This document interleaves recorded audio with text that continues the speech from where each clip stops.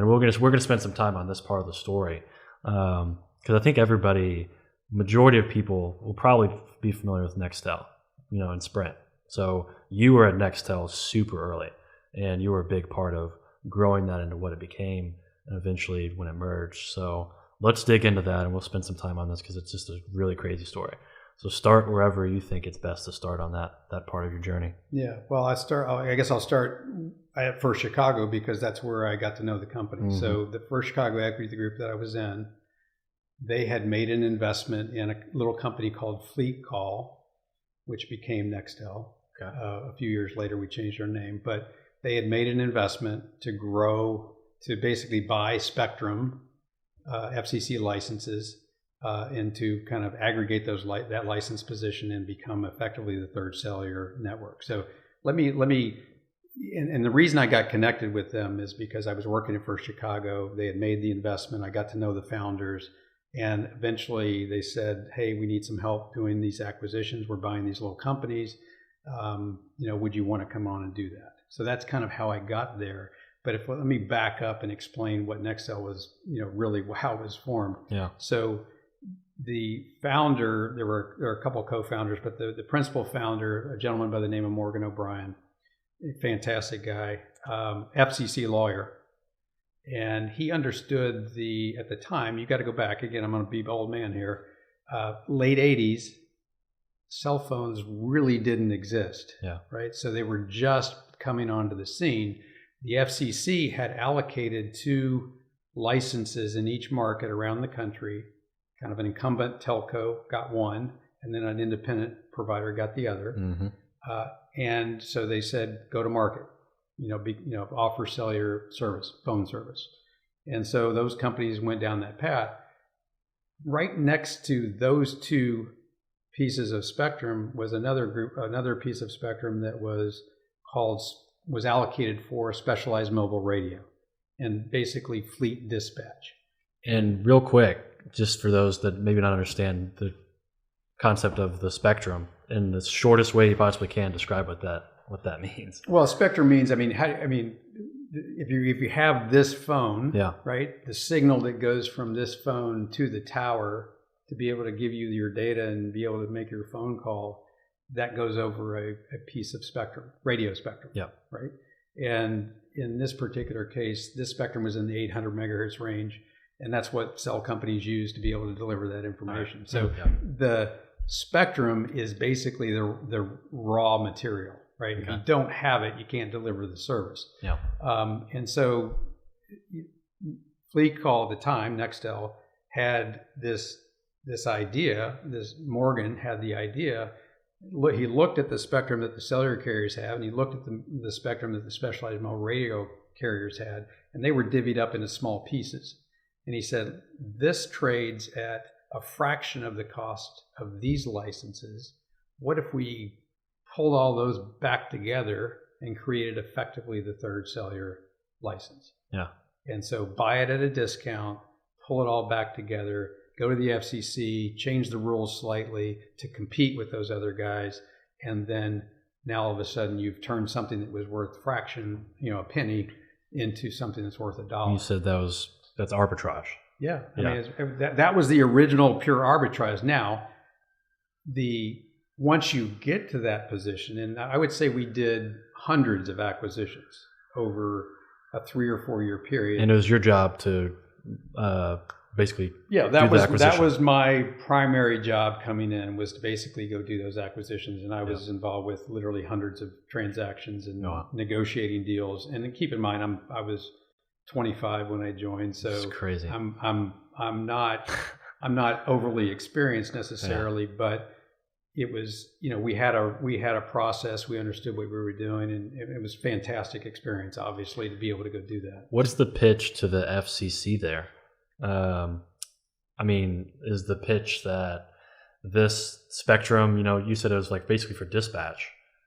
What do you tell the FCC to get them to basically make this is not an exception, but to change the rule? Well, the rule that we needed to change is that at the time that spectrum was for two-way radio dispatch. Yeah. And all we were really asking them to do was to change the rule to allow us to do cellular as well. Okay. And so it wasn't as if we were asking for a dramatic change, but until we got that approval to do that, we're kind of stuck in this mode. We were going to offer two-way radio dispatch. And obviously we knew that wasn't the future. We knew we needed to do that.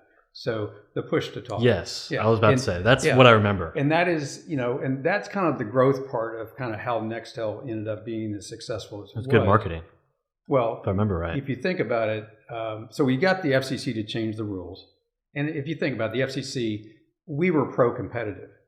Our pitch was, look, guys, there's 2 cellular licenses. Why can't you have a third? We'll compete. That's good, right? That's a good thing to have more competition. Good for everybody. Yeah, absolutely. So we were able to convince the FCC to do that. The growth of the company really came in the 90s. And what happened was Motorola actually owned a bunch of the licenses.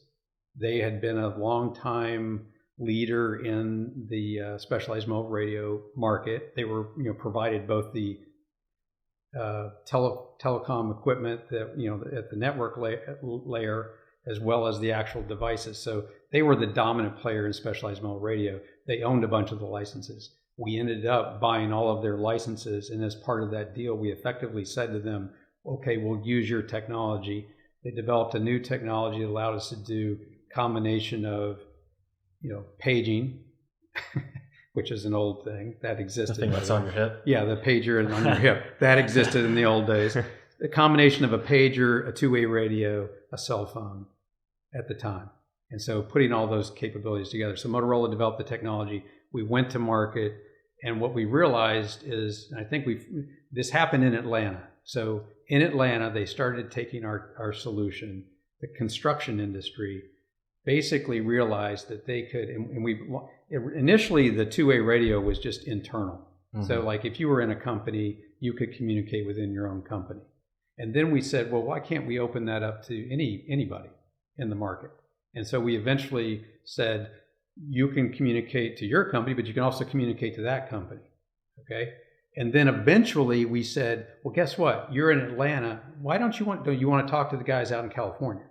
We literally had a nationwide push to talk. You could be right here in Louisville, push that button, and you could get somebody in California instantly. So I would argue that it is effectively what kind of, you think about text messaging today. It was a voice text messaging functionality that was instantaneous. That's an interesting. And it was it was conducive to those things where the customer needed instantaneous communication. So construction was kind of the beachhead. And what happened was that the general contractors, when they realized they could communicate with all of their subcontractors, they basically said, guess what, guys? You're using this technology because I want to be able to talk to you guys and coordinate. Wow. And so you get that snowball network effect. And that basically, once we realized that was occurring, we obviously piggybacked that across the country. And then we went into other verticals and started trying to do similar things. And that allowed us basically to carve out a niche in the market. It wasn't just basic cell phone, right? Yep. If you think of this, what does a cell phone company compete on? Like hardware or the cellular what do you providers? compete on if you're a cell phone provider? The service, the network. Yeah, you compete on coverage, a better network, maybe better devices, right? Yeah, but that's it, right? Yeah, we had something else. We had a unique functionality that they really couldn't duplicate that served a particular market. And look, we went after businesses. Yeah, we weren't going after consumers. We were going after businesses. And that allowed us to grow from when I started with Nextel in late 89, we probably had, I don't know, I'm going to say somewhere south of 10 million in revenue because we were starting to buy companies that had real revenue. Yeah. And when we merged with Sprint in 2005, we had about 15 billion in revenue. Wow. So take it from that to that. Now, what I'll tell you about that whole experience, one thing personally, and then one thing as far as the company's concerned. First, on the company side, one of the biggest lessons out of Nextel, from my perspective, was that a company can make a lot of mistakes and can recover from those mistakes if you have a market that's going up and to the right. Oh, I like this. Yeah, I like this part of the conversation we had. It was good. Yeah. So which influences how I think about investing. It gives you degrees of freedom. Yeah. So do I want to be in a market that's stagnant, or do I want to be in one that's growing? And one that's growing, and particularly if it's growing at an outsized pace, that market, you can bumble along.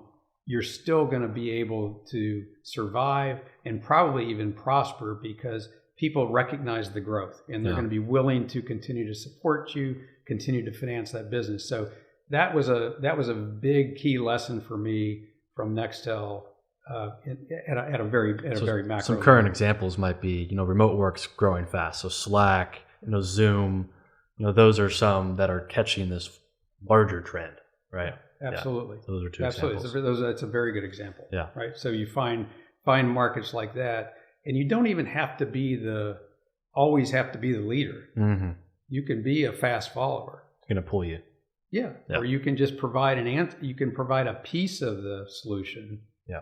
You don't even have to be the one right out on the bleeding edge.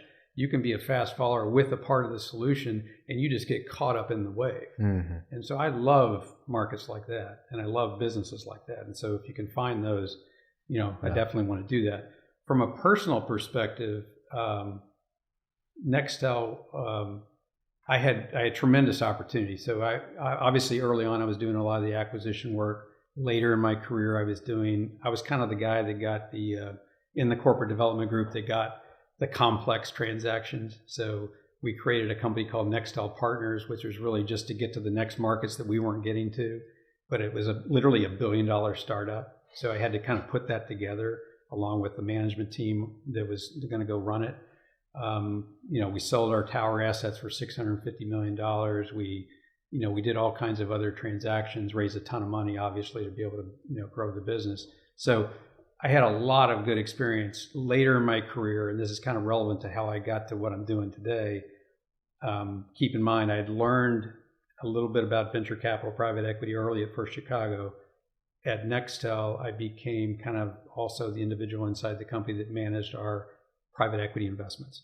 We didn't have a dedicated group that was doing investing, but we were opportunistic. So if we identified a technology or a company in the wireless industry that we thought was interesting, might give us some type of differentiation down the road, we would make an investment in that company. Mm-hmm. I think we put in about $50 million in about 7 companies.